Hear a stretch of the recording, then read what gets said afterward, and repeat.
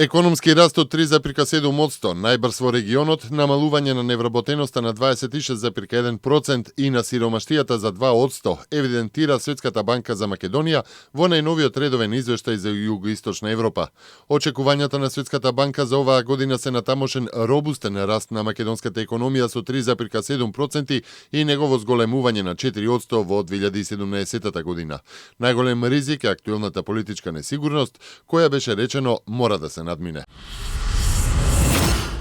39,2% за ВМРО ДПМН наспроти 14,9% за СДСМ е ставот на граѓаните во најновото истражување на јавното мислење на Институтот Димитрија Чуповски, спроведено телефонски во период од 30 март до 2 април оваа година на 1275 испитаници.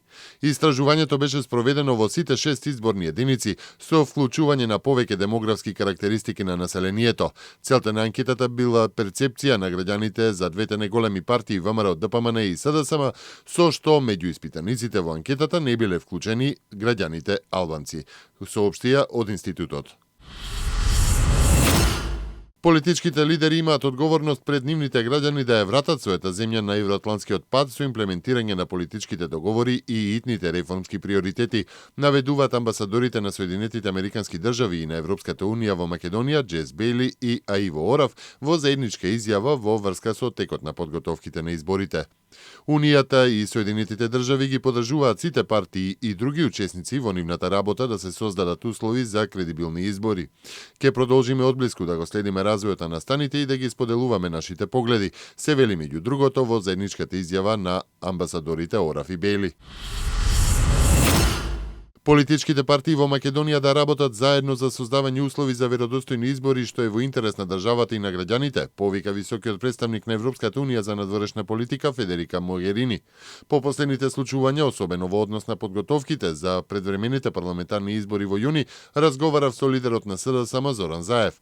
Во разговорот што следуваше по неколкуте контакти со комесарот Јоханес Хан и делегацијата на Европската унија во Скопје, се согласивме дека е неопходно сите политички партии да продолжат да работат заедно за обезбедување кредибилни избори во интерес на државата и на граѓаните, се вели во пишаната изјава на Могерини што ја објави синоќа нејзиниот кабинет.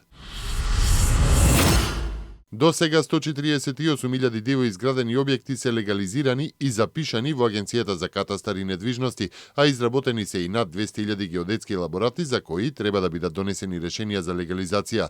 Директорот на агенцијата Славче Трпески изјави дека се уште немаат официјални податоци колку нови барања се поднесени, но оти има многу барања за легализација на инфраструктурни објекти.